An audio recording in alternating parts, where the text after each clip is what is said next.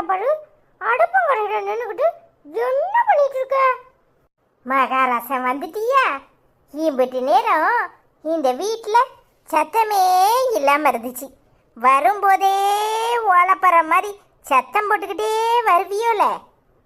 ஆமாம், ஓலப்பற மாதிரி சத்தம் போடுறாவோ.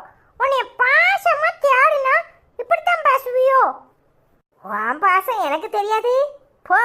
போய் துணிமணியை மாற்றிட்டு கை கால் முகத்தை கழுவிட்டு வா. அது உங்களுக்கு தெரியும். நீ என்ன செஞ்சு வச்சிருக்க சாப்பிட்றதுக்கு? என்னமோ யூடியூப்லாம் போட போகிறேன், அதை செய்ய போகிறேன், இதை செய்ய போகிறேன். நீ இப்போ என்னத்தை செஞ்சு வச்சிருக்க? போயிட்டு வா.